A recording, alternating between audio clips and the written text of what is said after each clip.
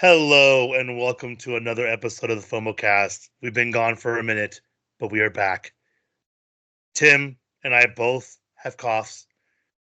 Tim went on an adventure to Disney World. That's why we were gone last week. Um, this week we're a day late because I was sick and couldn't talk. And then the week before that, we were not around because it was New Year's Eve, and it just wasn't a logical time to be doing any of that. And Tim actually was gone for that as well.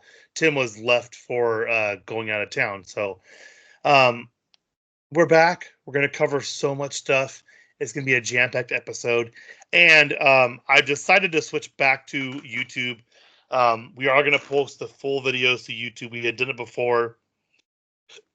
I figured might as well do it again. Rumble just isn't it. It's too crazy. It's too political on that side. Um, I also am doing a kind of series on there where I'm covering my journey into disc golf. Having played golf, 10 years now, 15 years, um, consistently. I've moved over to disc golf a little bit here and there because it's just easier to get a couple rounds. And I've actually been playing almost every day on lunch, go and find the small places. But look for that on there as well. But we're going to get right into it because we haven't been here. Um, since we've been gone, all of Southern California pretty much caught on fire. Um, it's insane. Entertainment wise, I believe they have stopped filming a handful of shows just because they do film in a lot of those areas for different shows. So like if it's The Rookie or um what's the other one? 911, which take place in LA. I know they usually go to those nicer neighborhoods that have schools with like larger buildings and areas they can film. They do a lot of that down there. So I do know that plays into it. And also it's just tragic, just the devastation. If you haven't seen it, you've been living under a rock, because it's bad. Uh, I wish that upon nobody, but I mean, there's not really more to say. We can't really. There's nothing we can do. Um, but I do, you know, our thoughts are with them because it's just a horrible thing that went on. Right, exactly. And the places where it happened at it was a perfect storm for it to happen with high winds and then the fire as well. So not only did the fire spread quickly, but they weren't able to fight it from the air as much because of, just the wind, the smoke on it. So it kind of stinks on that where you want to get on it quick Yep. to dampen it out, but not able to do that. And I know we had a layover in Vegas and there was flights getting canceled. One flight turned around half an hour out, came back because it was going to an airport down south. And others got put on just basically an indefinite delay because they're like, hey, the airport's probably going to close. And that was just for the winds, not necessarily for the fires Right. on it. So, um, you could look into it, and there's a lot of stuff that has come out since then um, on it, and so it, like I said, it just stinks, and especially the terrain that it was in a canyon, so it really burned towards the ocean, and then once it couldn't burn there anymore, it burned up the hill. So, um, It was a sounds like lot. It was a yeah, lot. seems like now that they got it a little bit easier under control, especially earlier this week, there's little wind gusts that were coming through there again. But I mean, a lot of these homes were multi-million dollar homes that, the Malibu, Pacific Palisades, Altadena, where when they show celebrity homes, most of the time That's where it's that's at. where it's at. Yep. Um, I think so they I think Eaton was the only one that was affected that had a lot more, I would say, normal homes, which would be, high hundred thousands to low millions. Um, but there was nothing like it didn't. It was kind of shocking to me because there's a lot of conspiracy theorists out there saying that what's weird that it's all the areas they were going to put venues for the Olympics. So it is, there's a lot of controversy behind it. We're not going to get into it. Excuse me. But I will say, we're thinking about everyone there. And we had to mention it because it is just so prevalent. It's everywhere in the news now. But we did get good news with the fact that Disney was the only studio that made $2 billion domestically in 2024. Now, there are studios who know their bread and butter are the Asian markets, so they obviously make a lot more. But Disney caters to the Asian markets as well, so it'd be interesting to see what their total gross was, because 2 billion's a lot, and they didn't have that many movies. Right. But I mean, they're the only ones to do it, so it's just crazy on it. Global was 5.46, a little under 5 billion, and domestic was 2.23 on it. So So their just over five domestic, total, yeah. yeah, their domestic box office market share was 25%. So it's crazy. And their big films was Inside Out 2, Deadpool Wolverine, Moana 2, Kingdom Planet of the Apes, and Alien Romulus. And that's what you forget is they own the Fox property now, so you don't think about the movies that are not Disney-esque, because obviously Alien Romulus and uh, Kingdom of the Planet of the Apes, you know. Right. My question would be, how many of those were slated potentially before the merger or the buyout? Because it'd be interesting to see how much influence Disney had with them making that much money. Because I'm not gonna lie, since we got Disney Plus with ads, it's been horrible on certain shows because there's no commercials in the Disney shows. So, like I've been watching Skeleton Crew, and Skeleton Crew has no commercials in it, so the commercials just pop in random spots. And I wonder, because like the commercials they've been airing have been just fantastic. Like they fit everything going in there. Um, but I wonder how much of effect Disney did have on the success of like the Alien Romulus, because the Alien had one previous that I can't remember what it was called, but it didn't do very good. And I know that was kind of like a how would you it was detrimental to the franchise because everyone's like, well, we don't want to see another Alien. It's gonna be like this kind of thing. So luckily, this one did really well, and we'll see. And obviously, they also did at the end of the is it the end of the year, or I'm trying to remember. They also have the animated one that they're going to be releasing as well, I believe. So they're killing it, and they're going to keep killing it. Except Sonic the Hedgehog 3 trampled Mufasa the Lion King with 62 million opening. My problem is my sister was asking, could you take my nephew to watch Mufasa the Lion King? And I'm like, I don't think so. I don't think that's good for a kid under the age of 10. Yeah, it all depends. I mean, that's one of those ones where you're going to have to go and basically vet it out yourself because it could go either way. I've heard, I won't spoil it. I'll tell you what it's about after the fact. But some of the themes seem very adult. I'll just Right. say that. And so it's one of those things where you're just like, not adult inappropriate, but adult like, I'll have to have a conversation afterwards. Um, this one happened. This one just, I don't even know. So the Batman 2 has been delayed again with Matt Reeves' DC sequel now arriving October 1st, 2027. I'm not really sure what is causing it. He's been very quiet about it. Um, I know that people have been giving credit to the DC films when they had done delays because they have come out better for it. you don't want to just throw a movie out there. And also, we don't know if DC or Warner Brothers was trying to hold the spot for another film, because Disney does this almost every single year. They don't get as much flack because they replace it with something else that people forget that something else was supposed to be there, a la Pirates of the Caribbean and what was the other one? Star Wars. Star Wars. So it's one of those things where you're just kind of like, okay, maybe that was the case. We don't know. We won't ever know unless the original date has some sort of blockbuster all of a sudden pop up on there. But we'll keep an eye on it because it did move forward at one point. So I don't know if this was the original air date to begin with and they pushed it forward.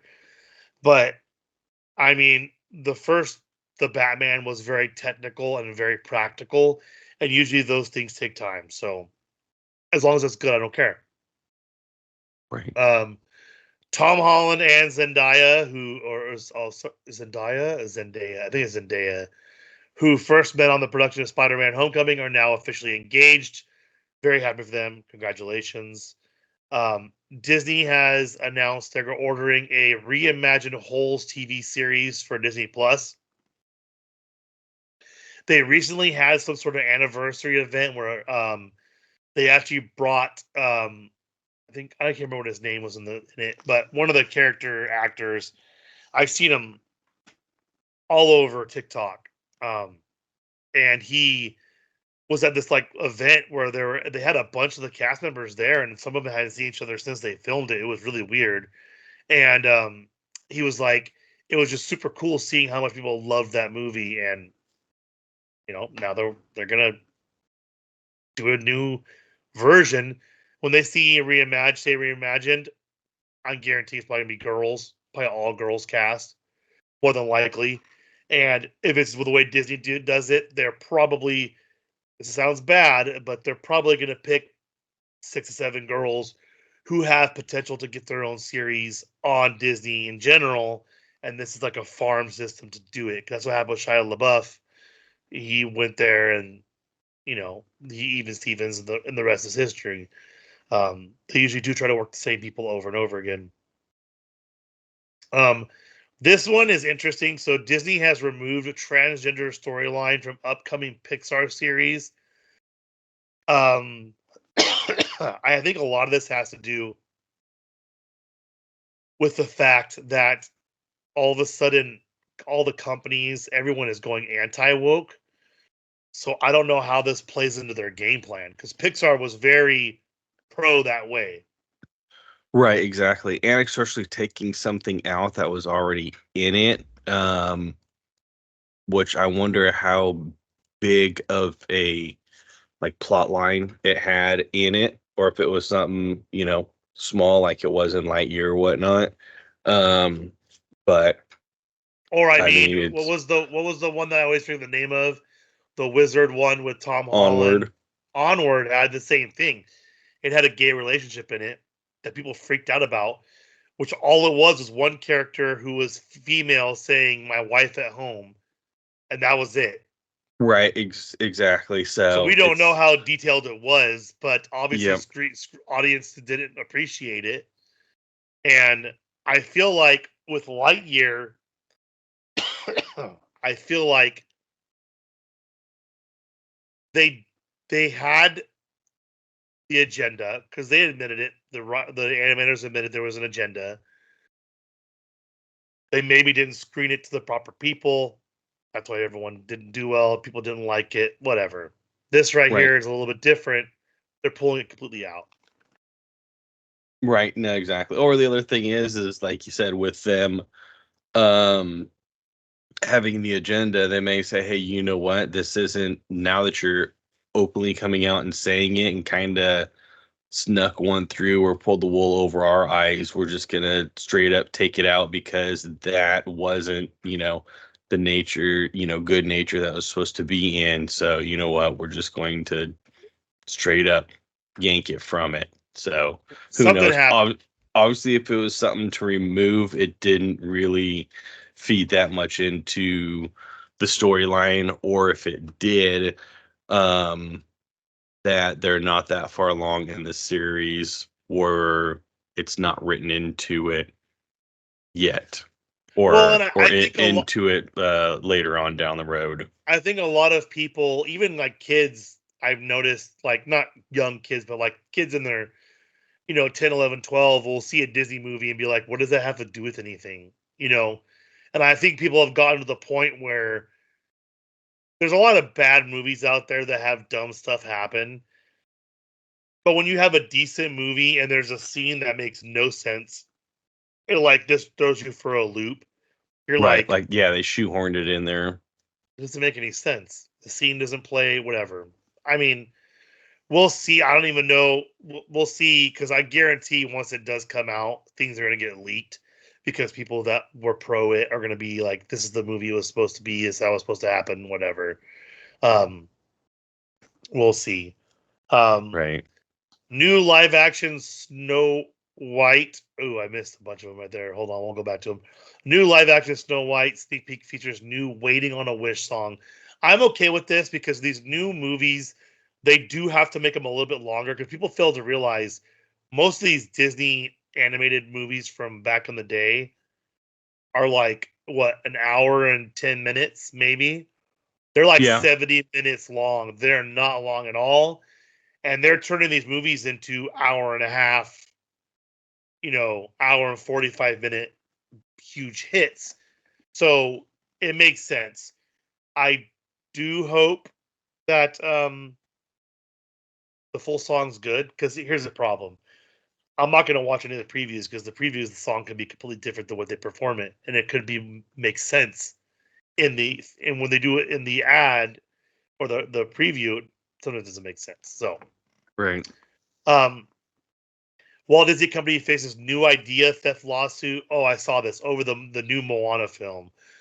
So a guy is claiming that basically he pitched them the idea for whatever, and that basically they took it. And I think it's the same guy who does it like once every 5 years. Yeah, I don't know. On this one, he tried to do it with the first one, but when the lawsuit came about or whatnot, the judge said, you're kind of too late on that. But now that they've done a sequel, that that now he has basically a case to stand on. And I guess there is a lot of similarities on the whole Moana film, Oh, even including a demigod adorned with a giant hook and tattoos, and a plot involving an important necklace and a giant creature hiding within the mountain. So seems like that there's, something to it. So it'll be interesting to see how this goes, or if Disney, they just settle out of court and they just pay him off. I mean, So that'd be a tough one because the residuals on that would be huge for a writer, because anything video game wise, anything you get credit for. So if you created the character of Moana, the problem I have with Maui though is Maui is Hawaiian folklore, and he was tattooed and had a hook. So that's a little bit of a gray area. You know what I mean? yeah, but if they weren't considering doing anything about it, and then he brings it to them, they're like, "Oh, hey, that works out." I mean, Or that is true. on his, it wasn't necessarily Maui, but it was somebody else, and they just, "Oh, hey, we'll change it and just call it Maui instead of what his was."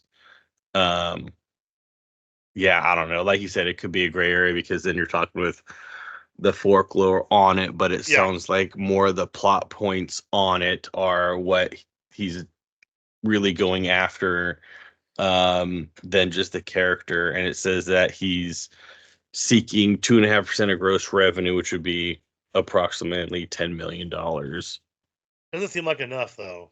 I mean, So yeah, I don't know. ooh. I mean, it could be another Lilo and Stitch thing, because I know Lilo wasn't in a lot of the subsequent stuff because she is a beloved character of the islands as well. So Right. we'll see what happens with this. We should have uh more info probably in the next 5 years. That's probably how long it's going to take. Disney has confirmed a reference to Star Tours, an episode of Star Wars Skeleton Crew. I missed it, but there's so much flying around. I mean, I would never even know where to look. I'll have to look at it to see.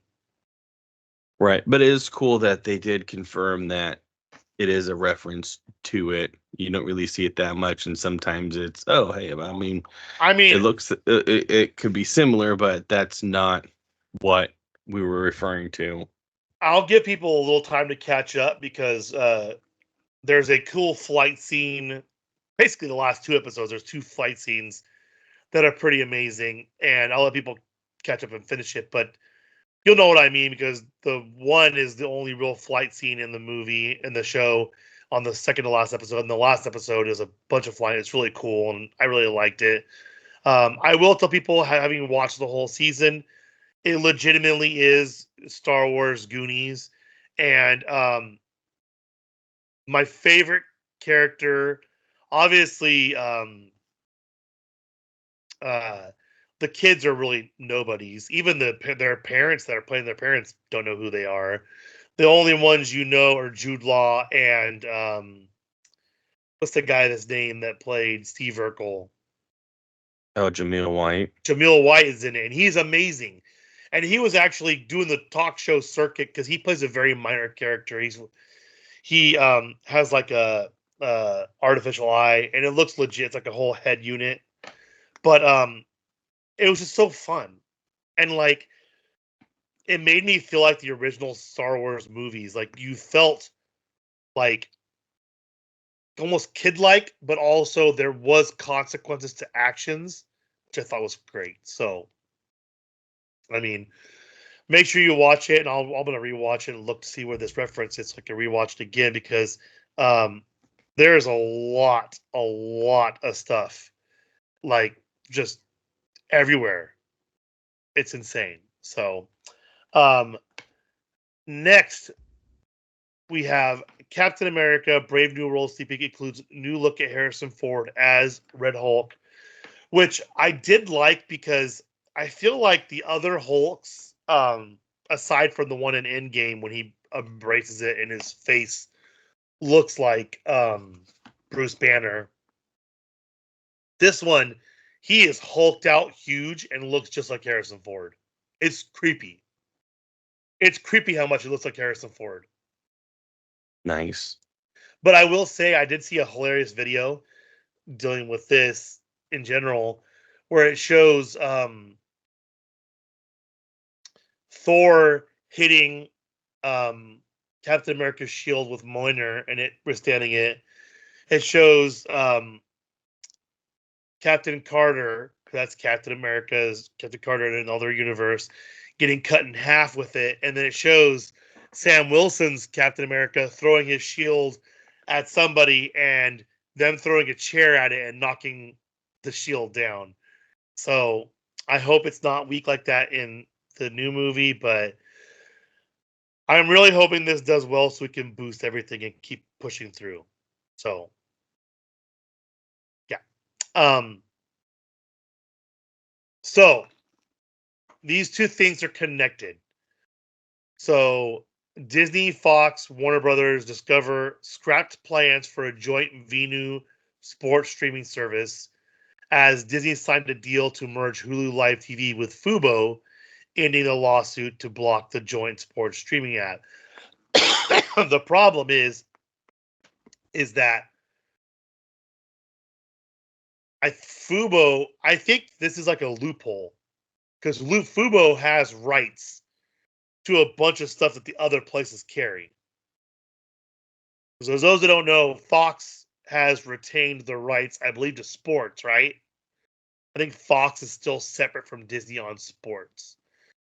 Disney did not purchase the entire thing. They just purchased the entertainment side, not the sports side. The movie entertainment, yeah. So they still control the television stuff, just not like when there's football and stuff like that. That's all separate. That's Fox Sports. But I was just shocked. I'm like, wow, that's crazy. But then when you look at it, Fubo does have so much.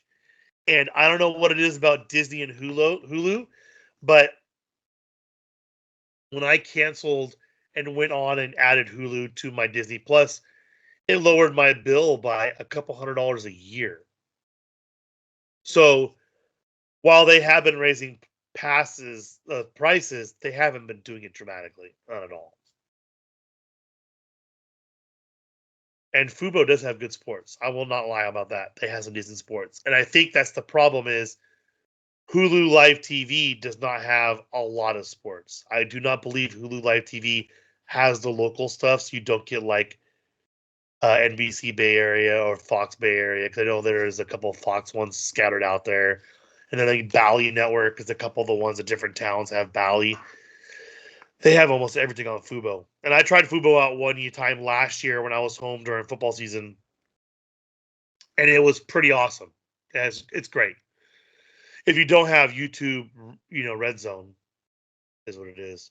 Right. We have our first Lego Bluey set officially announced for this summer. I will be buying it and building it without my child because I want it to be perfect. So, sorry to my son. And then we have a handful of people who have passed away. First of which, Mike Toth, a prolific Disney Renaissance animator, has passed away. Wasn't he one of the ones that was like one of the last ones who ever worked with Walt? Like there's like No, this guy was no, he was young. He was just oh an animator that I say young, I mean younger, an animator that worked on like Mulan and whatnot on that. And it was kind of a sad situation. I couldn't really tell how old he was on it, but I guess he passed away from alcoholism, and that his daughter was really, you know, um, to see the decline or whatnot of him, especially with what he did with the Disney company. Um, right. it's just this you could tell on her post was just a sad state of affairs to see him basically just find the answers at the bottom of a bottle. So, but I'd probably say he was in his mid 60s, mid to late 60s, if I was to guess it. And I guess he had a problem for a while. So, but sad to see someone like that go so young. And it's weird because like I mean obviously they say that, the more money you have, the better health you can have because, like Dick Van Dyke, people like that, they're living to their hundreds and it makes you wonder like the reason why I brought up the Walt thing was I know there was someone who passed away recently that was someone who had worked on some of the early movies with him. So I wasn't sure if it was another one of those because there was only like a handful, like 4 to 5 left that had actually worked personally with Walt, kind of thing. And it Right. is sad because being an animator on those ones, especially because they weren't as advanced as they are now, it probably took its toll. I mean, right now you could technically probably go home and do it. You could probably work from home. Right. Right. It's nice and easy. Um, a longtime CBS Sports broadcaster and brother of it's Bryant, is it Yeah. Bryant Gumbel? Greg Gumbel has died after a battle with cancer at the age of 78. He actually, I'll never forget. He was on, wasn't he on? Was it Good Morning America? That was Brian Gumbel, his That brother. was Bryant. What do I Pretty remember sure. him from? I He believe used to Greg do was on the one of them. HBO late night sports or whatnot, No, that's his brother. or his brother, whatever. That was Brian. But I can't remember what Greg yeah, did. and I know he was fighting that for a long A time. while. Oh, you know what? Now I remember. Greg was the one that did. He was the lead at the table when they would talk with all the dudes on the panel on CBS.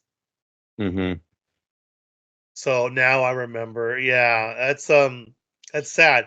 And the craziest part is you're seeing these ages and you're like, oh, maybe his health is declining. Well, no, he had cancer for a few years. And it's like, geez, man, that's horrible. Today's medicine, everything, and pushing out people's age. They're they're living to later in their 80s, 90s, 100s, and it's sad to see. He could have had 12 more years, like one of the people who passed away.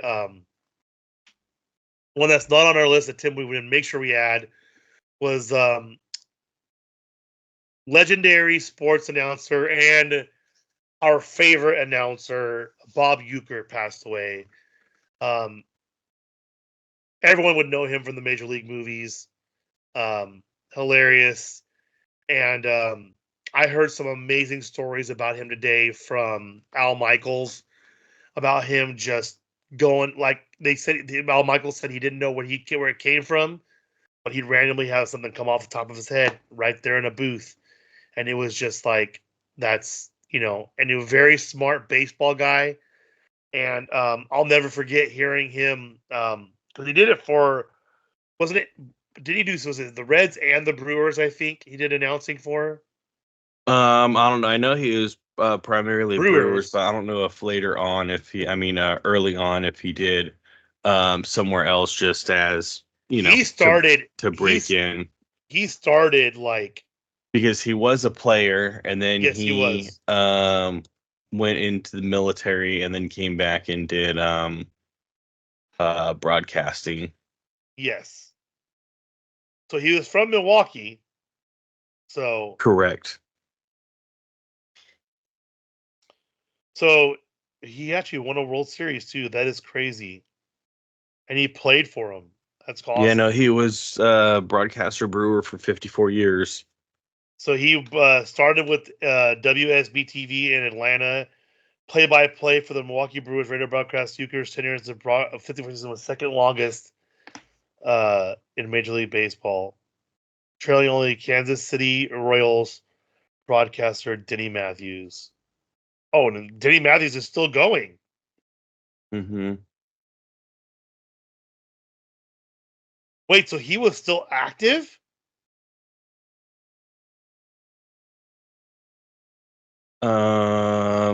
Yeah, probably. Oh, okay. So, Yeah, he did. Yeah, he did from 22 to 24. yeah, Teamed up to did Brewers home games. yeah. So he did like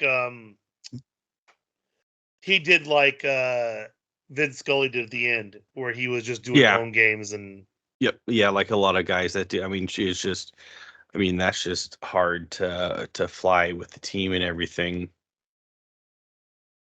he also, I'm gonna let you know, he was also the announcer for WrestleMania 3 in Mm-hmm. Pontiac, Michigan, and WrestleMania 4.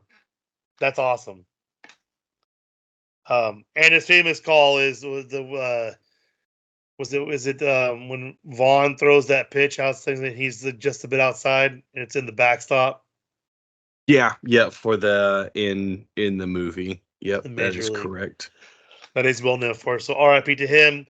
And then also former President Jimmy Carter has passed away at the age of 100.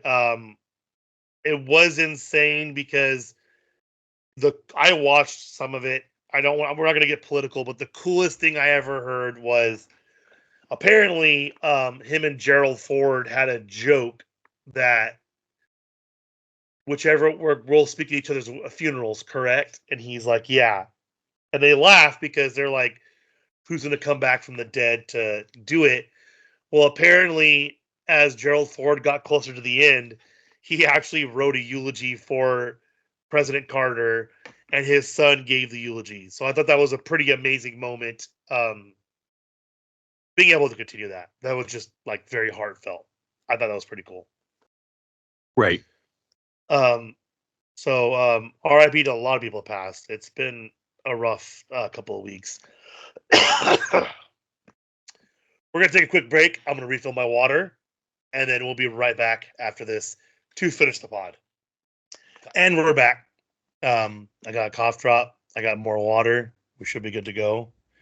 We're going to run through it because Tim has a very big report on Disney World trip. Now we're on the gaming side of things.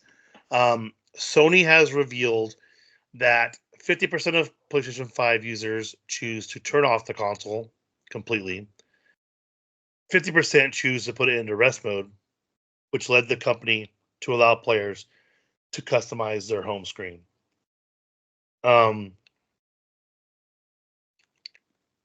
When's the last time you fully turned your computer off?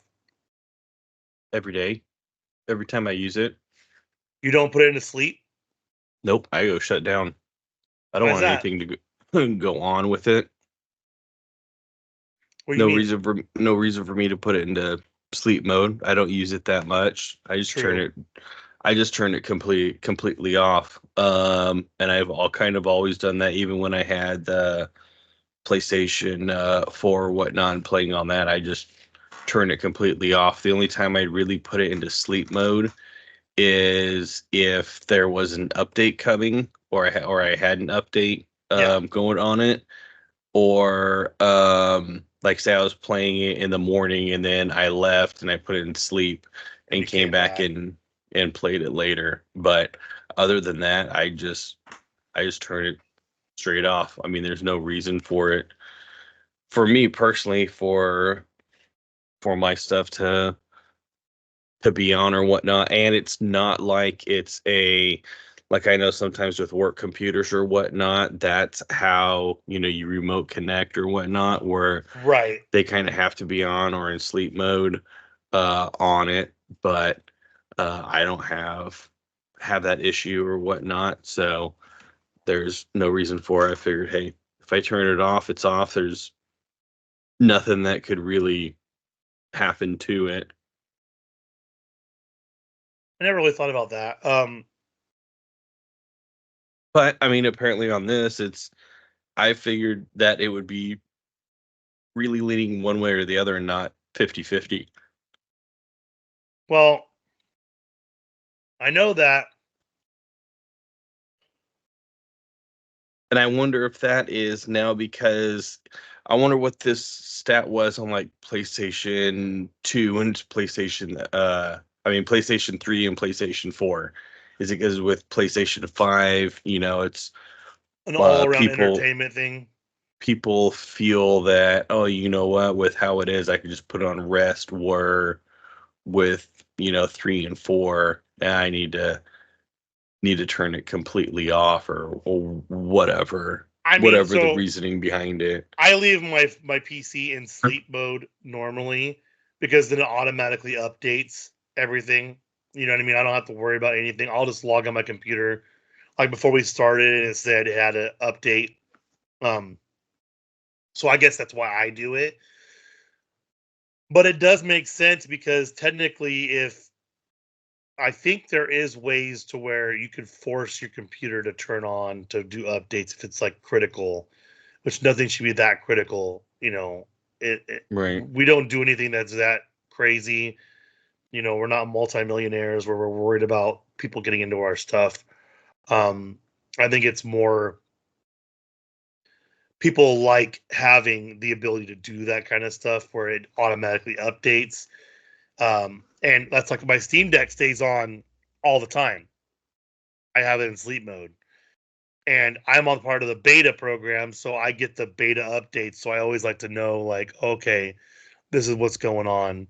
Um, but I do understand, and I have been actually turning off my computer lately because, like me and Tim talked about before, I've turned my computer on twice since the start of the year.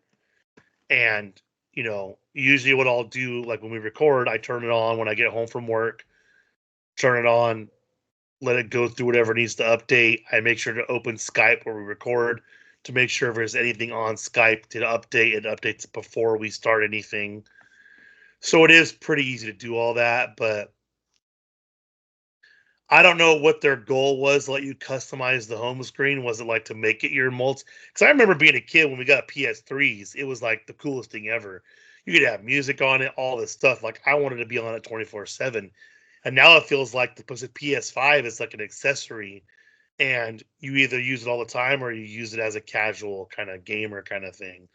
And I do understand that, like, this right here is kind of a PS5 now is like, do I buy a PC and build it, or do I buy a PS5 and then upgrade it over time?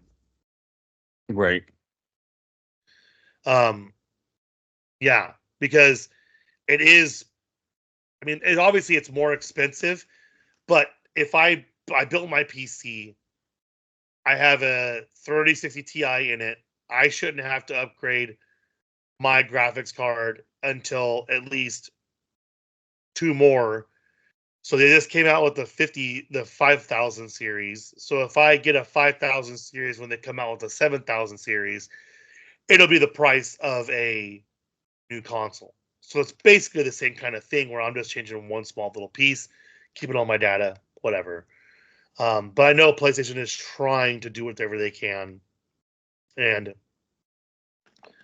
one thing they've done is PlayStation Studios and Columbia Pictures are making a movie adaptation of Horizon Zero Dawn. Could be fun. So now it's at CES. Um, and PlayStation Studios is trying really, really hard. There is a rumor that the Halo series may be coming to PlayStation, like the older games might be coming to PlayStation. So everyone's working together. Um, so we'll see. We did get the announcement that we're getting a new PGA Tour 2K25. They've been doing them every 2 years. So Tim and I have been Mhm. playing 2K23 for a while. I'm only got 85 hours. Tim was it 200 and something hours? Yeah, over 200. Over 200 hours. Um, I used to play an hour a night, but with putting the kid down, it just hasn't come out like that. And then, uh, excuse me, I've been getting out a lot more on the weekends. Um, but it is cool because they have Tiger Woods, Matt Fitzpatrick, and Max Homa as the cover athletes. So it's kind of a cool deal whenever a new one comes out, especially with Tiger Woods being back on top of it. And speaking of which, I don't know if Tim has watched any of the TGL. While it's not traditional golf and it won't feel that urge, that the itch of the competitiveness of real regular golf out in the field, seeing Tiger Woods and his buddies literally, this is how me and Tim would act if we were playing golf together. These dudes, they're way better, mind you, but they're having a blast. They're I like it better where it's a little bit more of a relaxed atmosphere. They could joke around. It's almost like a practice round yes, on it, and just the technology that they've done for this, where they're hitting off real grass, they're hitting out of real real sand sand. bunkers, all that, and the technology on the green as well, where it could undulate, and it had, like 500 different points Yep. where it could, you know, basically pivot and make a hill over here or whatnot, and then the different areas where they could have the pin placement too is crazy on it. And yeah, and I mean, and they're hitting into these massive screens. It's like a simulator on steroids. So it's cool. I like it. Something different. Seems like everyone's liking it. I don't know what um the stats were on it as far Over as, a million viewers for both.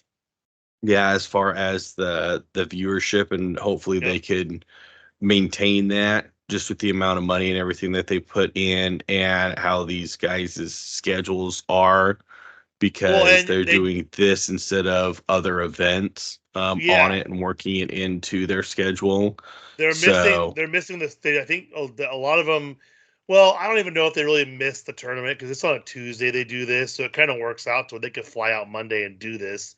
But the one thing I do like about it is they were. This is brilliant. So week one, I didn't even see who it was, but this past week was week two. Tuesday had Tiger Woods, so everyone's coming to watch Tiger, and then 2 weeks from this past Tuesday, it's Tiger versus Rory. So I mean, that's a given right there. I know I don't understand. Like they have the thing called the hammer, which is a flag basically you throw down, and it's like a challenge to the other person. If they don't accept it, you automatically get a point. If they do accept it and you win the hole, it doubles the points. So it's kind of confusing on that. But I will say it's awesome. I'm just glad Tiger Woods is having fun. He did go out with the foreplay guys, and I saw them talking trash about him wearing shorts on the course when he was with them, kind of thing. He was having fun with them too.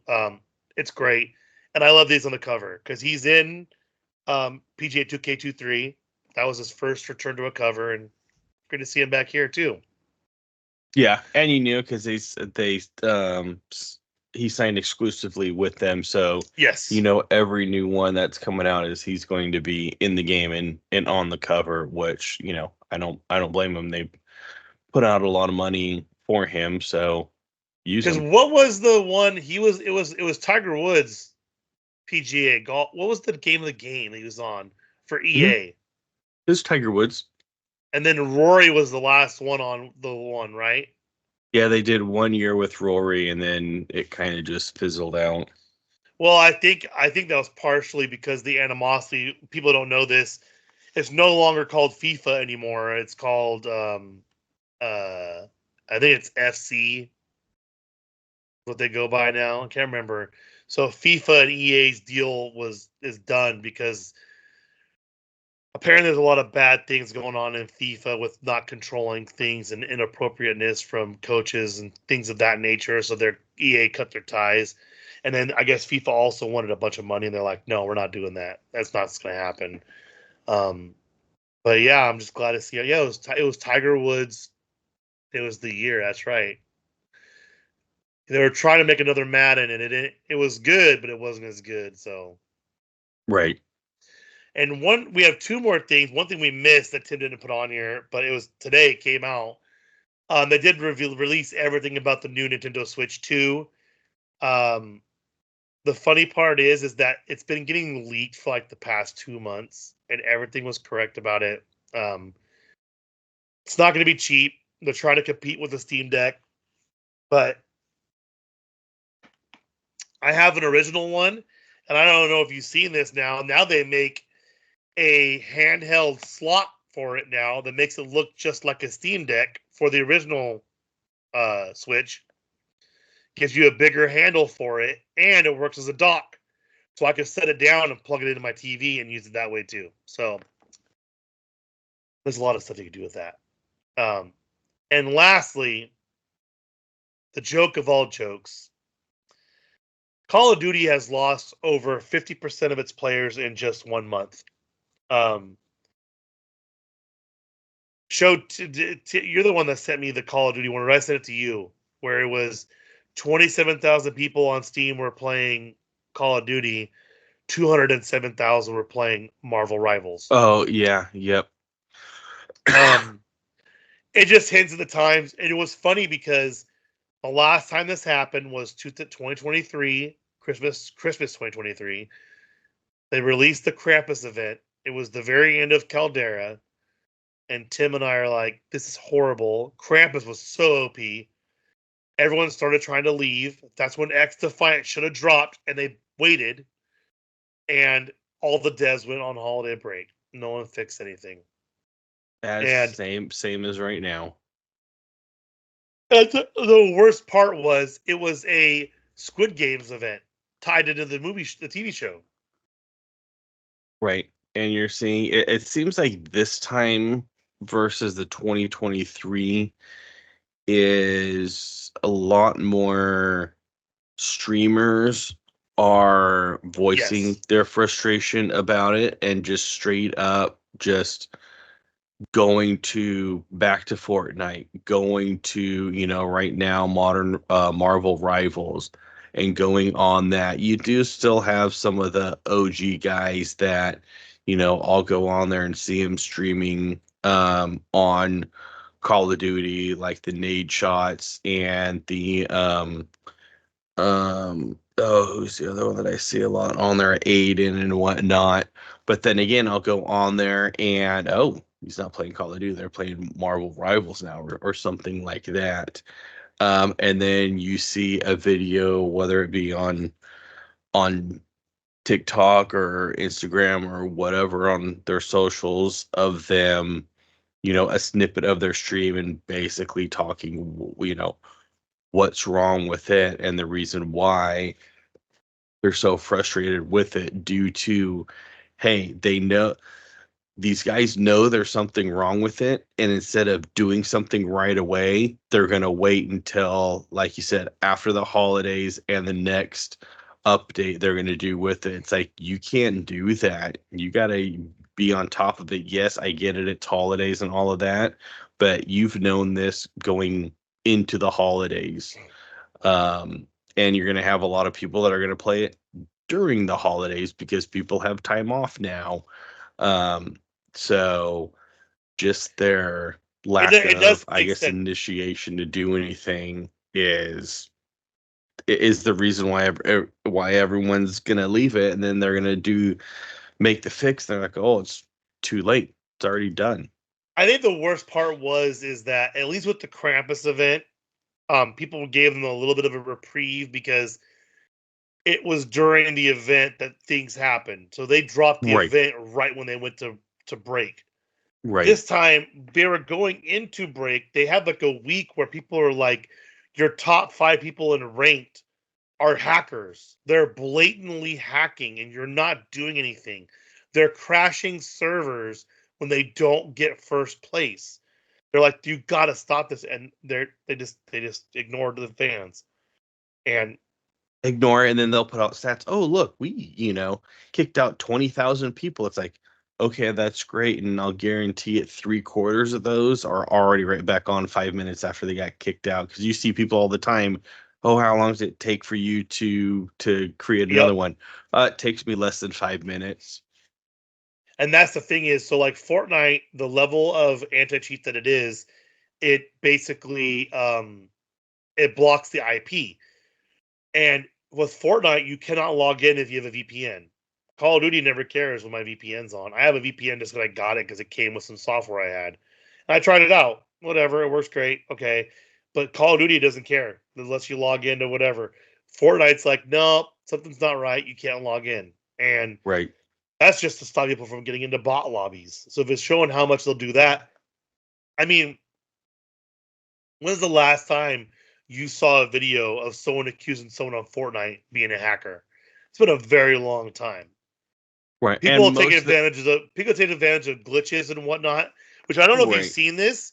Have you seen that on Fortnite now? When you post a video on YouTube, if you're showing glitches, you have to say now it's for educational purposes now because they could get you banned for exploiting uh Something glitches on it. now.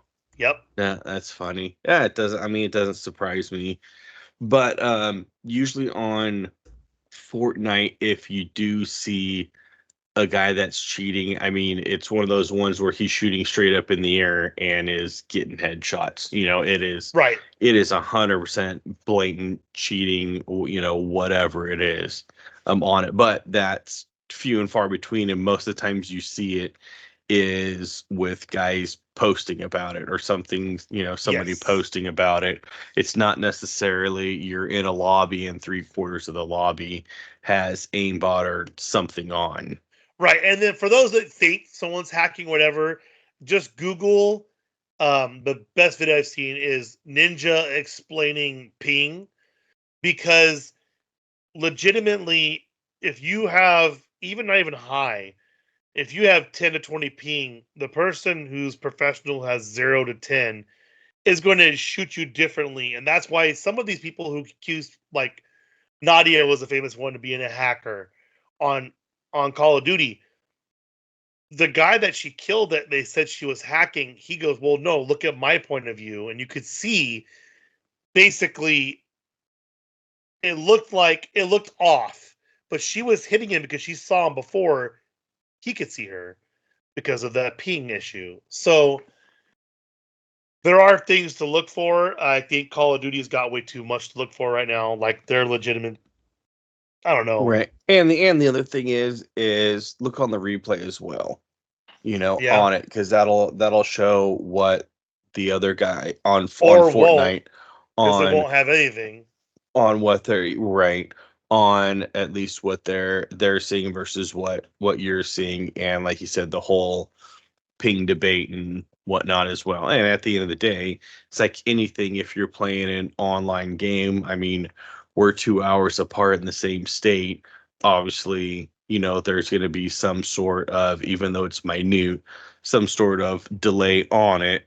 Yes, Just and that's just how it is. Or if we were professional at it, then you could buy the top of the line, you know, everything. internet and everything, and Yeah. have it all good to go on it. So, but yeah, it's We'll interesting see. And state of they times that we're in. and they haven't even put out a statement about anything. They were just talking about they have an announcement coming out, and I keep getting the emails. And what's funny is I'm getting more frustrated with the Call of Duty emails because they know I logged in to check out the Squid Games event.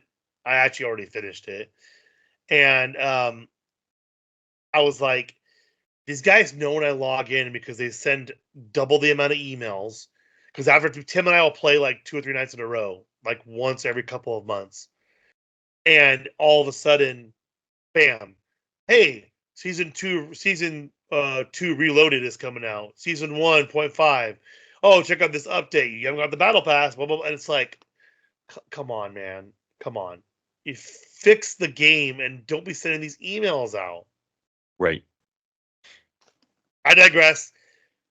They're gonna do what they're gonna do because they're Call of Duty, and yeah, more power to them. Um, on to our amusement park section with the other amusement parks starting. Universal Orlando 2025 Mardi Gras concert lineup has been announced, including Joe Jonas, T Pain, and more. It's actually got pretty, pretty, pretty epic lineup, I would say.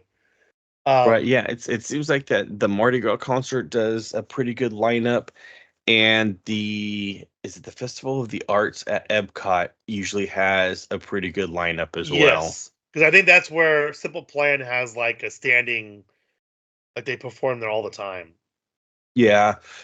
Yeah, they've had like, yeah, Simple Plan, Nick Lachey, 98 Degrees, all the, you know, Yeah, those type ones. the fair tours. Right. And then Universal Studios Hollywood was closed, and City Walk were closed January 9th due to extreme winds and fire conditions. They were closer to the Universal Studios was closer to everything that was going on, so it makes sense because you're not uh you're not evacuating that park. There ain't no reason to do that. So Right, exactly. And on it, I mean, we had friends that were down on Disneyland when the fires got out, and the way that the winds blow and where the fires were at, it mostly blowed the smoke out towards the ocean, so out west. Um, on it, which was nice because yeah, it's not blowing um inland anyways, but it was more so affecting Hollywood, and people like, oh my gosh, Disneyland's not closed, and you look at their pictures and it's bright blue skies and it's far enough because away. It's far enough they're away, and it's yeah. right, yeah, with the weather conditions and everything. um there's and they're a good half hour, 45 minutes away. There's no reason.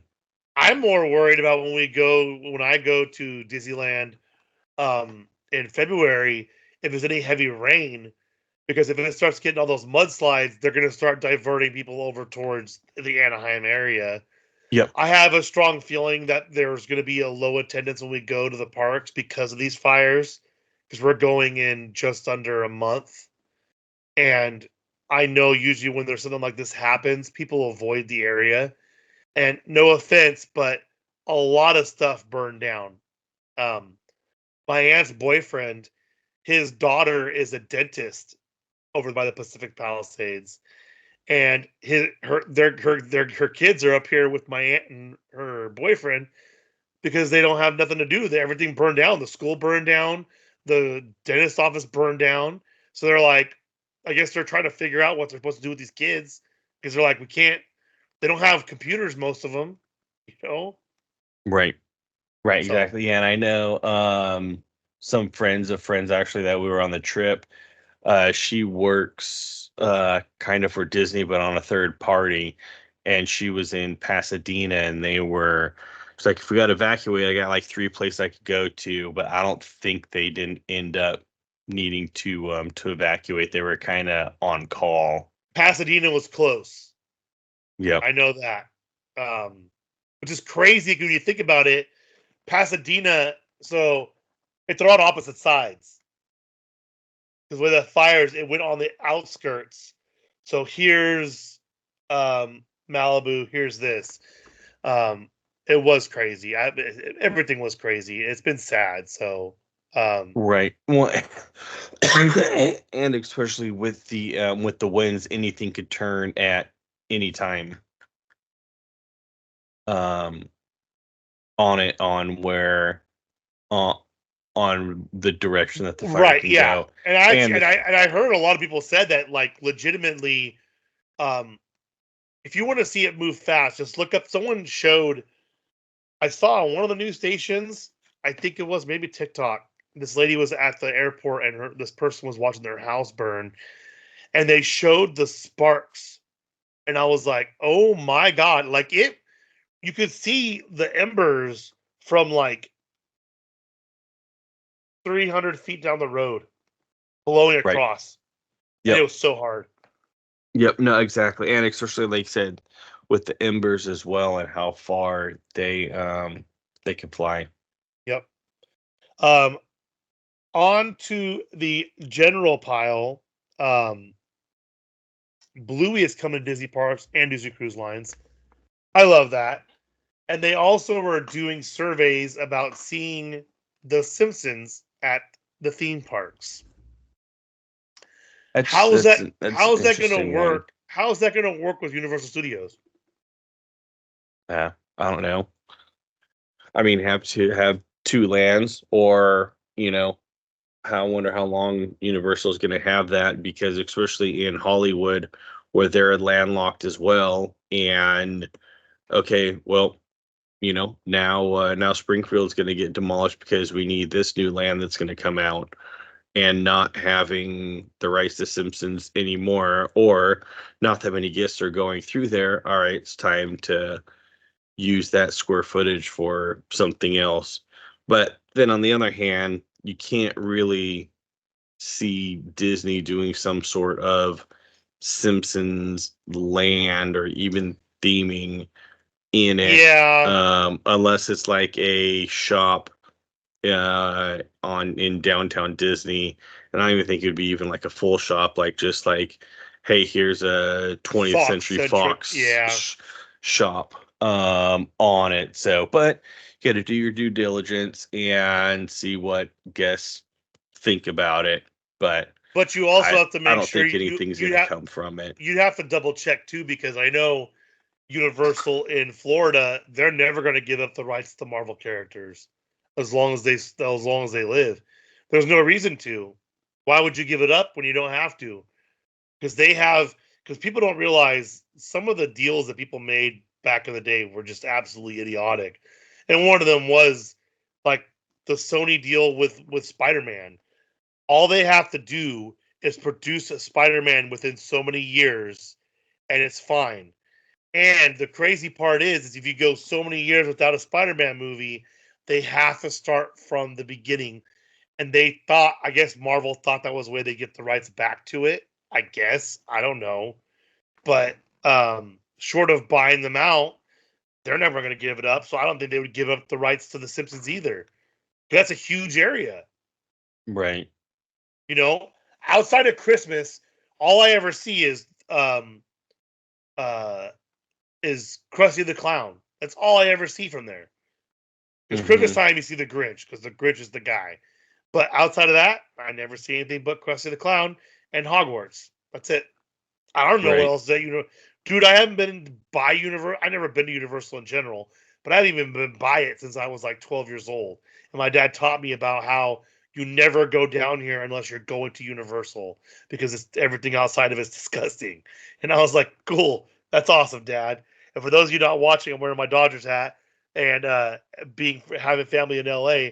We didn't spend much time in places like that because we stayed at their houses, and so I haven't had the urge to go to Universal until Tim and I did the Googling on the annual pass thing or the VIP pass, which was like $140 a person.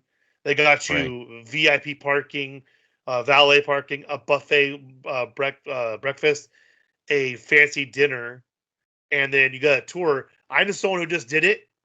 Guess what? Only 2 people who booked it, and the guy goes, it's 24 people max. So the most they could do is 24 people, but it was 2 of them. He goes, a private tour for Universal costs $10,000 for what you're getting today, and I was like, that's crazy because they Right. obviously have value because you figure $140 a person at 24 people is Mm-hmm. close to the $20,000 mark when you look at everything people are going to be paying, tip wise, whatever. So not 20,000, 2,000, $4,000. Sorry. So about halfway there with a bunch of people, and you're not getting the personalized thing, whatever. But we'll see. I don't think they'll do anything with it. I think it's more of like they like getting characters and they can throw them in the parks. Right. That's what they love because those eat people just as fast as the Haunted Mansion and Pirates does. Um, Disney Cruise Line is offering Cruise Pile, sorry. Disney Cruise Line is offering 50% off kids fare for Disney Plus subscribers.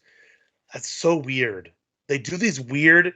I don't know if you've noticed it when you go on Disney Plus, how they'll have the thing that says enjoy this merch early.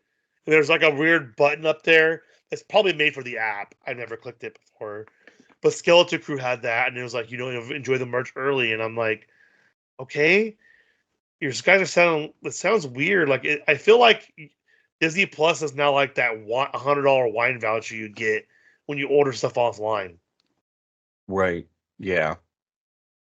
Yeah. So on it, it's third and fourth guests under 18 sell for half price with 2 full fare guests in the same stateroom on the Disney Wish, Disney Dream, and Disney Wonder. So I mean, it's still pretty good. You Uh get half what's half off what's on 2 kids prices, and it's select sailings January 3rd, 25 through June 13th of this year? 25. Yes, and Um you have to book by February 16th of 25. I'm trying to think. How much? How old? How old is free? Is it same as the parks? Under 2? Under 18. No, no, no. But they do free kids, don't they? I don't know. They would have to do like under 2 years old to be free.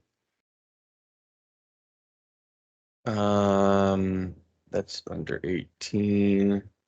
Ain't no way I'm paying two And grand for my all 2-year-old. of these sailings are out of either Port Canaveral or Fort Lauderdale, so they are out of Florida. Florida, just Yeah, FYI. yeah. I figured that Um, because the one out of Long Beach is dirt cheap. yeah, I don't. That's that I detail. mean, maybe they have to charge because it's a vessel. I don't know. Yeah, I don't know.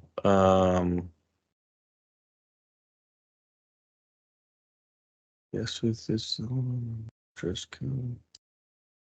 How old can you sail for free on Disney cruise lines? Oh, here you go. Traveling with infants and babysitting, train 3. Oh, they do not. Do not. All guests on Disney cruise lines are charged a fare, including infants. Yep, there you go.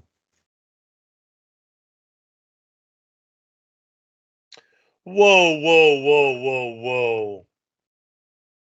This is shady. So they're offering that right now, But from their own website, it says the first 2 guests in the stateroom pay full price regardless of age. The third and fourth or fifth guest in the stateroom pays a reduced rate based on age. Guests aged 3 to 12 are charged a child rate, and guests 13 to 17 are charged an adult fare.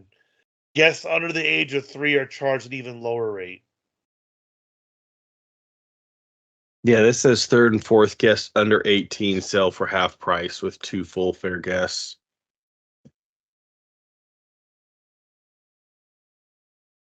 Let's see. They won't tell you. That's what's funny too. Is Plan Disney is actually a good website. I like them, but they won't tell you anything on there. You have to call them. So, all right. Well, we're running long, so let's just go on to the next one. Disney Resorts Abroad. It's a Small World with Groot sign installed at Tokyo Disney, and it has premiered at Tokyo Disneyland. It's adorable. It has little Groot in there. I like it. Yep. And really quick before you moved on, which I thought was interesting, is that the Disney Cruise Line is planning smaller class of ships after Fourth Wish class ship. So hopefully with that, that would mean a better that they could get into some smaller ports easier. And it'll probably make them do shorter trips too. They probably could do 3-dayers. Yeah, exactly, and hopefully do some shorter trips, which would in turn hopefully means cheaper prices. Yep. Now on to the Disney World pile, and we're going to start off with Tim's Disney World vacation review. Well, I'll kind of keep it short and sweet because I don't want to sit here and with little bit of sore throat and have to cough this whole time through it. But no, it was thankfully returning home. We came back right when the wildfire started, so we didn't get any delays or anything on that. We did get a delay, but it was due to a blizzard that was going through Bozeman, Montana. So an hour and a half delay in Vegas turned into a 4.5 hour delay, just with the rerouting of the plane and that. So that was fun with a 3.5-year-old and a 1.5-year-old on that. And when we landed back in California, I was supposed to be home, but yeah, so we got home about 11 o'clock, but so thankfully didn't have any connecting flight out of LAX or Ontario or anything like that, or a connecting flight that was affected by the fire. So that was nice. Yeah. Which most people book, they usually go Orlando to LA and then LA up to San Jose or Oakland or Sacramento. So that happens a lot. Yeah, or they could get a direct flight out of Oakland and SFO as well, because that's another bigger airport, depending on which airline you go through. But with us, and we had credits from a certain airline, so there was no direct flights, which was fine. Just had one layover each way, so no big deal on that. Kid did well on the flights.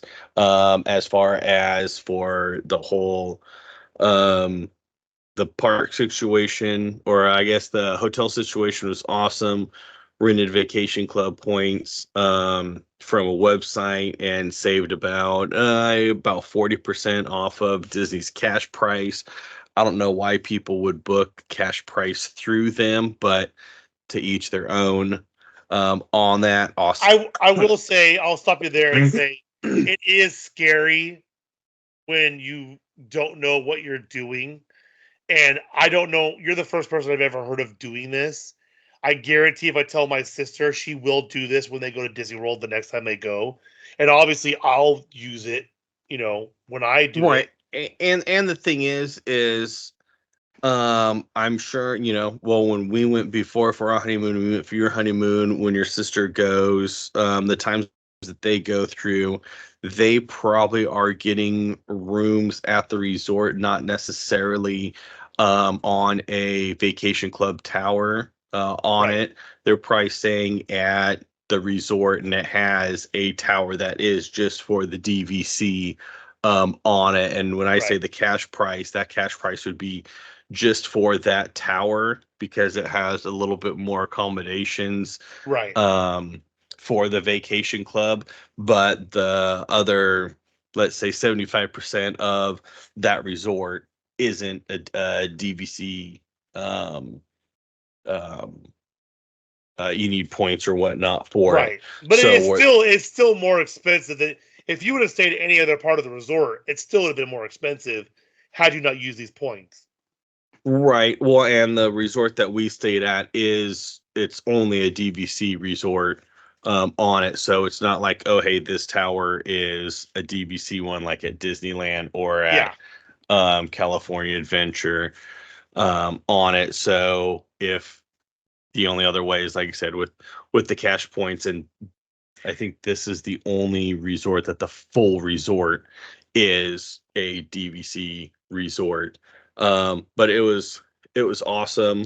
The rooms were really nice, and the whole layout of the room, it was kind of kitchen, living room in the middle, and then the two bedrooms off to the sides on each end of it. The only weird thing about it is that at that resort, which I remember reading about it, but whatever, is there's no elevators on it, on the whole resort. So we were on the second story, no elevators, so it kind of stunk with a kid in the stroller, especially at the end of the night. But we may do. It was, it is what it is.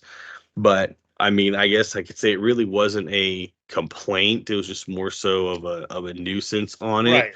Right. And the only thing that I would do different is just request a first floor room so I could just push the stroller right in, not Now, have to did you do. guys share the room with them?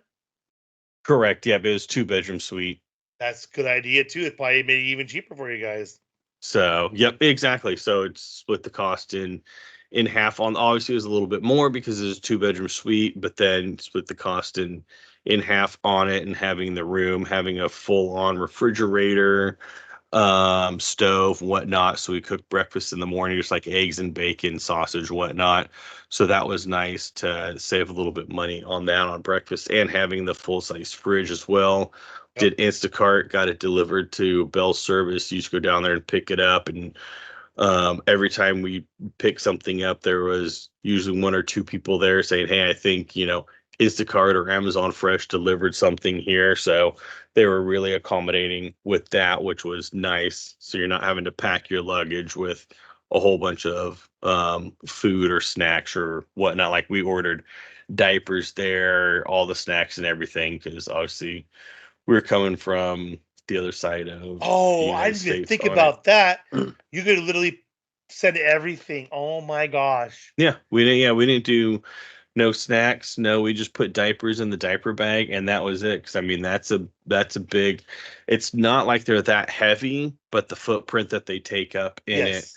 and because we have a camel pack or whatnot, and so the water whatnot as well. Just got it there and stuck it in the fridge.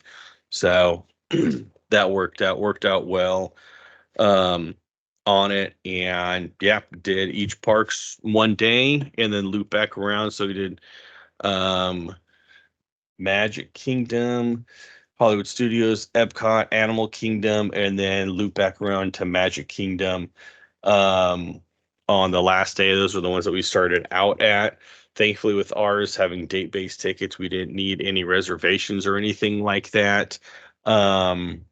Just basically show up and go, unlike annual pass holders. And there's some other tickets, specialty tickets that military or whatnot get that they have Right. to have, that they do reservations on.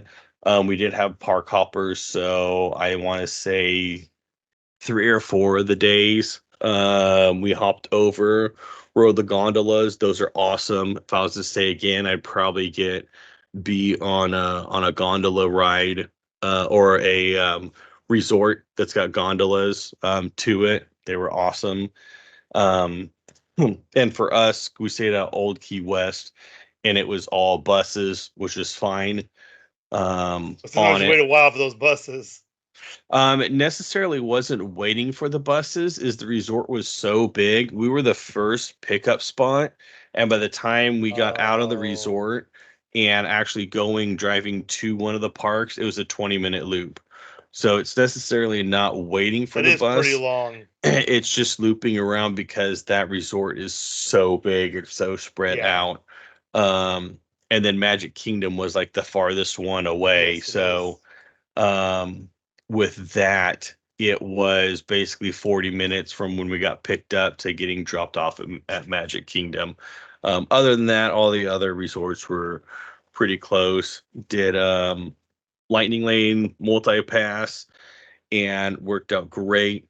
Um, and did even some of the individual passes too, like Seven Dwarfs Mine Train and Rise of the Resistance. What was the other one? Guardians of the Galaxy Cosmic Rewind. That's my new favorite ride on it. It's awesome. And then did Tron on the light day. Tron was cool on it, but Guardians of the Galaxy, we actually rode that one 3 times. One time with the virtual queue, one time with the individual lightning lane, and then they had an after hours event for deluxe resort guests or whatnot. So we hopped over there, and at 6 o'clock another um virtual queue opened up for that, and so we were able to snag another one for that. So What were that the one lines was like then? Because I heard it was pretty packed. yes and no. We utilized Lightning Lane pretty well on it. But I mean, I would say average line was, let's say, around half hour on it. And it's like the same thing, kind of like Disneyland, get there early and hit up the rides, because most of the time, especially on the bigger rides and your tier one lightning lane rides, is those ones usually had like a anywhere from 30 to 60-minute wait, and it was pretty steadily throughout the day unless it broke down. Even like during parades or fireworks, it still didn't really hinder those that much on it. And the same thing, like the big ones like Guardian of the Galaxy. Well, that one, it was either individual lightning lane or virtual queue only on that one, so that one never really showed a time on it. But like Tron Light Cycle, it was always 60 to 90 minutes um on it. So, but I mean, we pretty much got through everything that we wanted to ride. And it was funny, I was just texting my buddy that we went with, like, dude, I know we were there for, you know, 5 days and then a travel day each way. So like, we usually gone for 7 days. Yeah. And like we did a lot. I even took time to kind of like just take it in and whatnot, even though I kind of got sick the last day there. But we rallied, and it's amazing what just a 2-hour nap will do. And it's like, and this was just a couple weeks ago, and it felt like that, you need twice as long to Oh enjoy yeah. it. I mean, I'm gonna But tell you right now, we were in the parks from, it was Red Eye Sunday night, so we got there Monday morning, and we flew back Sunday afternoon. So we had 6 days in the parks. So we had Monday, Tuesday, Wednesday, Thursday, Friday, Saturday, because back then you just had a park hopper for your whole trip. mhm. And legitimately just two of us is the only way we got through all of it. And mind you, there wasn't any of the new rides. So, Animal Kingdom closed at 5 p.m. Right. or 6 p.m. So you went to Magic Kingdom. We had one day we just went on the water slides. We hung out at the resort, didn't do anything.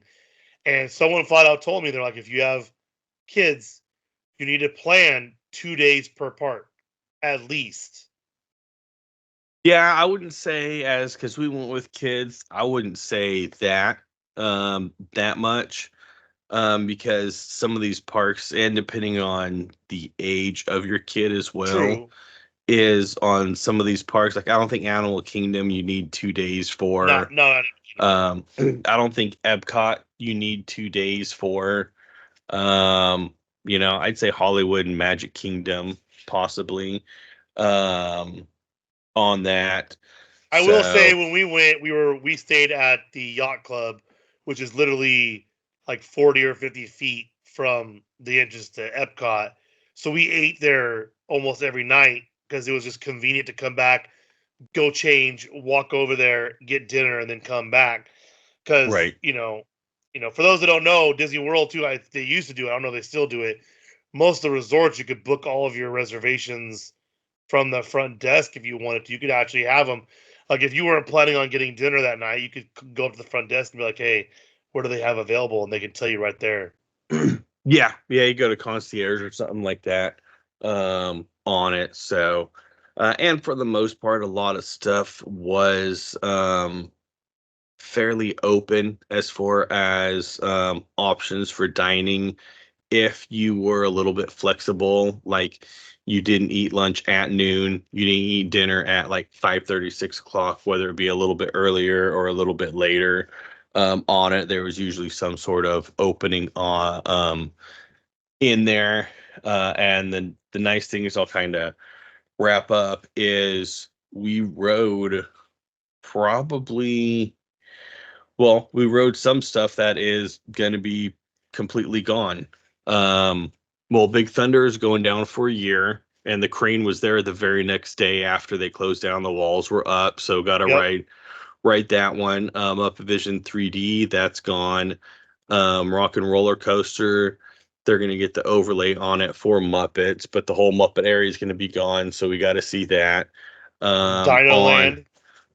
on Animal Kingdom, the Dino Land, um, which was the Triceratops spins, which is basically Dumbo, but with dinosaurs. Got to ride that a couple times just because it was a short line and both of our kids loved it.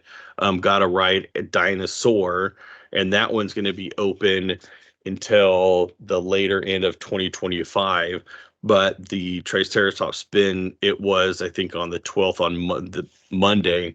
It was that area was already boarded up, Blocked off. Yeah. done, see you later on it. And then also got to see Tough to Be a Bug because that's going to be a new Zootopia ride. So it was cool that we were there at the right time to experience those rides Before they because go when away. we went on our honeymoon, we didn't really go to Dino Land because it's like kind of the kiddie area on Yep. it. Um, or like to the petting zoo on Rafiki's Watch Planet or whatnot, which is Oh cool because yeah. it's a train The that you go train back goes to the there, top. Yeah. and the kid love that. He was, he's like, I pet a couple goats, but he was more so playing in the dirt, and so he liked that and the train ride back, but um kind of doing all of that stuff because didn't have kids back then, Right. Right. and kind of seeing the other side of the park, not necessarily the other side of the park, but the areas we didn't go into because there was no need to. And when we were there, they were just building. I mean, it was steel that the floating rocks of Avatar Land. Right. It was literally steel in the air. Yeah. So, but it was cool. It was awesome. Right now we're averaging once every 10 years to go back, but I'm sure the next trip will be sooner than that. And maybe for a little bit longer, just depending on obviously the kid will be older as well. So, Yeah, oh, that's our dilemma now is when do we want to go to do that with the little one because she's a year and a half. So right, exactly. Oh, and the other thing is my kid was 38 inches tall, which was actually perfect because he had to ride Seven Dwarfs Mine Train, um, Big Slinky Thunder. Dog Dash, and the Barnstormer, which is a little like kiddie one. And so it was like, oh, you know what? Let's see if kind of how he does. Is he gonna get scared or whatnot?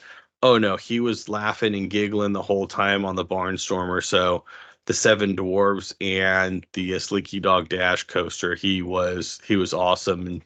And of course, and on these ones, which is different than in Disneyland, is they usually have one, if not two, photo areas on the ride Yes. that they take your picture on. So it was cool to see his reaction. One of them, he's got a big old smile, and the other one, he's sticking out his tongue on it. So he absolutely loved it. But the 40 inches, he was just probably good half inch, quarter inch from being on that, which would open up like Big Thunder and a couple other ones on it. So how old is he? He's 3, right? he's 3.5. Yep. So my son, who was 5 last year when we went, he's tall enough to go on everything but Indiana Jones and the Incredicoaster. So that was kind of perfect. Right. It sucked because Indiana Jones is so fun, but I was like, oh, man, because we measured him and he's not tall enough still. But it is cool seeing, because like his favorite ride is Guardians of the Galaxy Mission Breakout.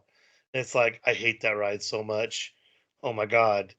But if you love it, dude, let's do it. So we're gonna have to do it. But now my question to you before we finish the pile: when you go to Disney, do you notice your eating times change? Because for me personally, we eat lunch later and we eat dinner later when we're at the parks. Every time, it don't matter, because we'll get to the park and go, hey, Carnation Cafe, what time do they have? And they got 5, 5:30, 6, 6:30, 7. I go, let's do 7. It sounds good. And I'm like, man, normally we having dinner like at 5:30, 6 o'clock, and it's weird eating an hour later, and it feels more mellow.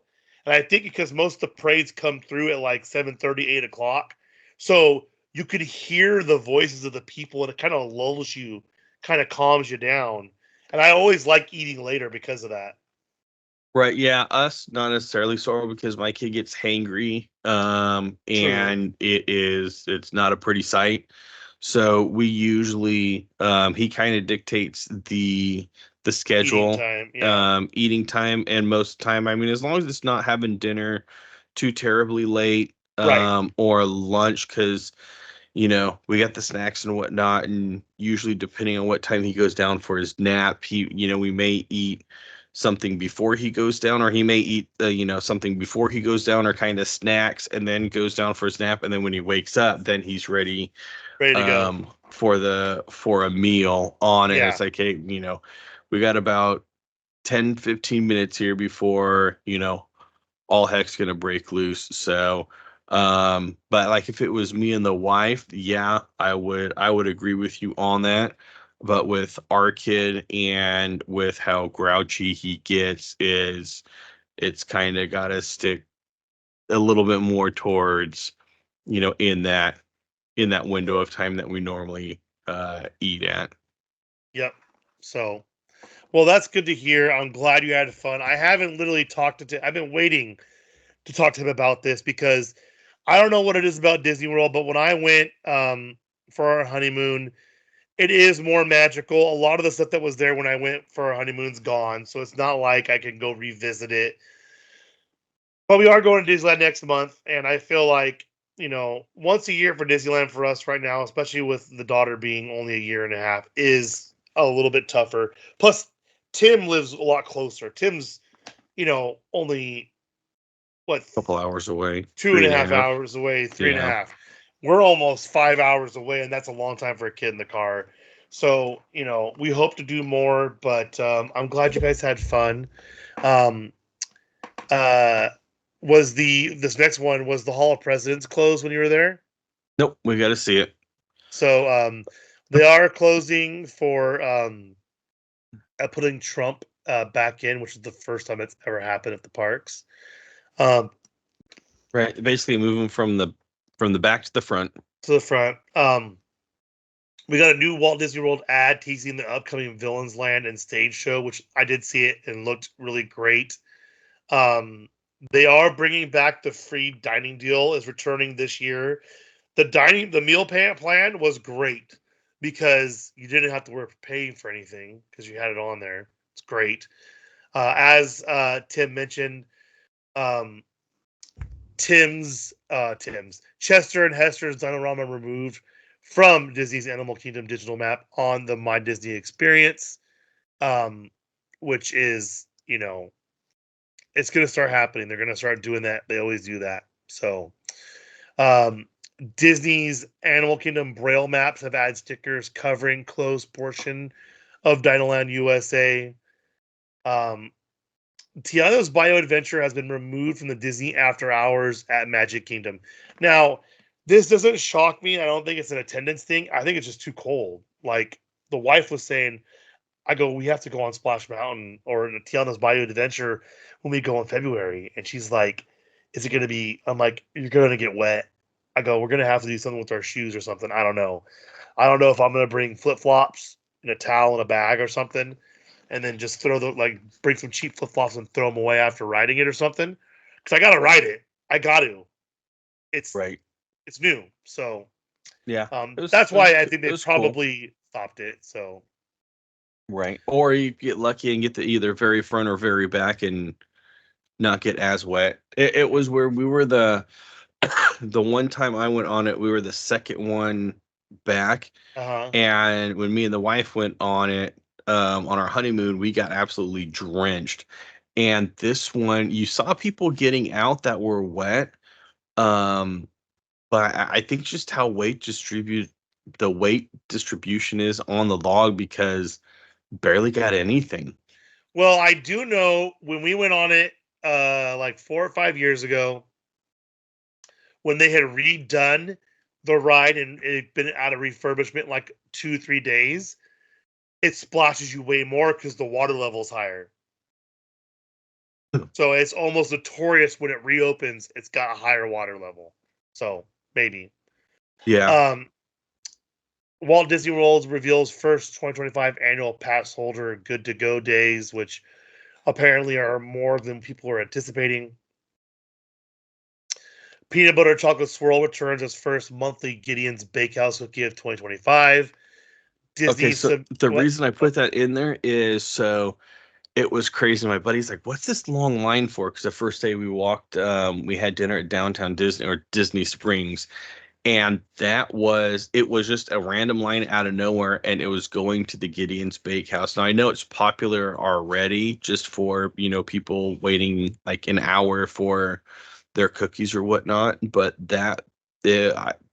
I didn't believe it until I saw it with my own eyes. It was crazy, the line that was, and it was the only thing that had a legit line, Okay. And it wasn't, a couple people deep. I mean, it was going down the side of it. It was crazy. That's crazy. Disney has submitted updated plans for transformation of Rivers of America at Magic Kingdom, which we were anticipating. No big deal. $400 plus Lightning Lane Premier Pass sold out for 6 days over holiday season at Magic Kingdom. Not surprising. Right. Now, I'll be curious on that one to see. So it's going to sell out during those 2 weeks. Now, during the year, how many times it sells out? Individual days. Yeah, Like, that'd be is good to it see. okay on those 2 weeks it sells out for 6 days, and then the rest of the year it's total 6 days, scattered throughout? It'll be interesting to see that. Christmas Day wait times at Walt Disney World included 3 hours for Tron, which makes sense, like I said. Big Thunder has closed till 2026, as Tim said, and they saw people were in the parks when they were removing the track. It looked actually pretty cool. Mm-hmm. Salvaged Stormtrooper helmet bucket have returned to Disney's Hollywood Studios, which that's the cool one that's damaged. It looks fantastic. I like it. Christmas Eve, so they had Christmas Eve church services were available at Disney's Contemporary. That's pretty cool. Yeah, and it was I kind of threw it in there. It was interesting. Didn't really hear about it before or in years past, and it's Catholic church service. That's pretty cool. I figured it was going to be like a non-denominational or whatnot, kind of everyone show up and do it, but no, it was a Catholic church service. So that's pretty cool. That's pretty cool. Nearly illegible road signs finally replaced at Walt Disney World. They're pretty jacked up. And I saw that driving in, and while we were there, they replaced it. I didn't see it driving out, but I was Like, no, I saw that sign. It looked horrendous. Weather advisory issued for freezing wind around Disney World. That's awesome. Yeah, and it was during the race weekend as well, so that was fun. Walt Disney World Marathon Weekend is 2025 was plagued by bib tracking issues, ADA complaints. I did see people. There was like people with stolen bibs. That was a lot. It's not good because for how much you pay, Yes. that's not good. What ADA complaints were, if it must be areas that were hard Or to it could have get been photo op into. areas, maybe that were not accessible, kind of thing, because that happens Yeah. too. Because I know when we went the one of the Star Wars ones, you went in the trash compactor and you held on to the rod, and that had a specific one side had like a ramp to get up into the platform to do it. So, Right. the Disney ex Disney World and cast member who hacked the menus hiding the allergen content will plead guilty, which is okay. Um, Multiple Fort Wilderness campsites were robbed of holiday presents. That's not good, especially how brand new it is. Um, and guest holding baby yells at cast member when Pirates of the Caribbean breaks down on Christmas. Yeah, So, I saw the video of it. It was just, I mean, it happens. And you just got to pack your patience. And it sounded like he just, I don't know, was yeah. not good. Now the rapid fire on the Disneyland pile. The Disneyland Railroad is going to close for refurbishment in earlier this year, which is sad because they've barely been open for a year now, I think. Well, Um, they're staggering it on replacing the rails, so they oh, did some of it and then open it up, I think, for kind of the Christmas time, and yeah. then are now closing again. Same thing with the next one as well. Yeah, and then they did do the new Disneyland tap styles are open. They're actually open, and now they're doing the next route of them. So obviously the entrance did great with the tap styles because they're going straight into the doing the rest of them. So it's perfect. Haunted Mansion Holiday will return for 2025 Halloween season update. Holiday Mansion Holiday will skip Halloween in 2025. Really? Yeah, for the so for the because of Oh, the it's 70th anniversary, and I guess it was when they initially released it, or whoever put out the statement, it was kind of convoluted or whatnot, so they had to release another statement and be like, no, it's not going to be for um Halloween, it's just going to be year round. And I think with um how it was this past year where it never went to regular, just went straight to um the holiday one again, yes. then I think that's the reason for this. Maybe they'll do something special for the 70th. So I'll be there. Thankfully, the 70th doesn't start until March. So I'll be there before that. So we'll probably see them starting to do stuff for it. So because Haunted Mansion will be open when we go, which I'm grateful for. Um but I'm glad I'm missing the 70th. We were there for the 60th and it was fun, but it was packed. I was there for the 100th and that was miserable, but fun still. So and I will actually be there 2 days after the the Sweetheart Night last because last Sweetheart Night is on Valentine's Day, the 14th. Um, and so those are all sold out for Disneyland After Dark. I'll be there the day after that, which will be nice because I think it'll be a little bit lighter on the crowds. Um, the full Indiana Jones Adventure pre-show is restored. For those that don't know, the video clip did not play fully. It just played kind of like a loop of a short little section with Sala, but now it's fully restored, and I'm very, very happy about that. Um, Now they just fixed the guy yelling when you yank on the rope. I'll be happy with that. Right. Um, Lunar New Year 2025 is to introduce multiple limited edition sip and savor passes. I believe this has come um, as like a request because I know people don't like there's cheaper items on the menu. So I believe if you just get the regular pass, everything's included. So if you go to this kiosk, everything's involved. So you can get everything off the list. Well, one of them's dirt cheap. You're not going to waste your ticket on that. So I'm sure they've heard complaints and made adjustments. That's what it is. Yeah, Uh, so on this it's the normal pass, and yes. there's one that's geared towards Vietnamese, Oh, um really? yeah, Korean, and I can't remember the other one, New Year's uh to it. Okay. So the additions on that. So if you want all three, you got to buy all three. So there you Good luck go. with But that. they're kind of geared towards those different cultures. Well, we'll actually be there, so I'll see what they have to offer because we didn't get them when I went 2 years ago. I didn't get it till after because we were like, well, we're gonna buy food anyways, so let's might as well just get this, and it worked out perfect. Right. Um, New Big Hero 6 Megabot Zipper is coming to Disneyland California Adventure. I want it, and I want it now. I hope Looks it's still there when awesome. we go because I will be getting it. Right. Madame Leota is somewhere beyond open. First look inside Haunted Mansion Carriage House shop at Disneyland. It still looks horrible, dude.